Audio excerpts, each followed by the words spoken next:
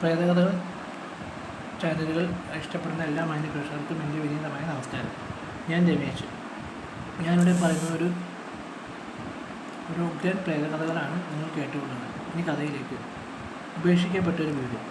അർദ്ധരാത്രിയിൽ ആരെങ്കിലും ആ വീട്ടിൽ താമസിക്കുകയോ ചെയ്താൽ അവർ ജീവനോടെ ഉടനും തിരിച്ചു പോയിട്ടില്ല.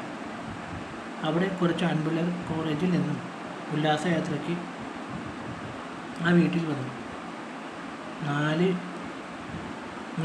മാസം താമസിക്കാനായിട്ട്. അവർ തൊട്ട അയൽപക്കത്തുള്ള കുറേ പേരുമായി സൗഹൃദം പ്രാപിച്ചു. അവർ ആ വീടിനെപ്പറ്റി ചില മോശം കഥകൾ അറിയാൻ ഇടയായി.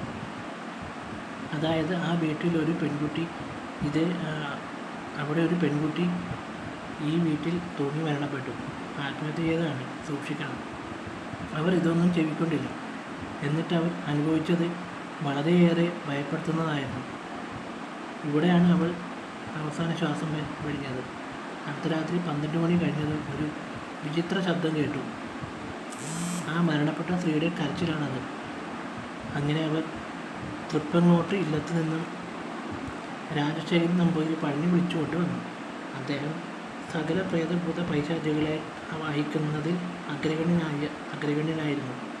അദ്ദേഹം ആവാഹനത്തിനുള്ള സകല തീർത്ഥവും തെളിച്ചു. പ്രേതത്തെ മാത്രമേ ഞാനിവിടെ ആവാഹിച്ചിട്ടുള്ളൂ. പക്ഷേ ആ പ്രേതത്തിൻ്റെ സാന്നിധ്യം ഇവിടെ ഉണ്ടാകും.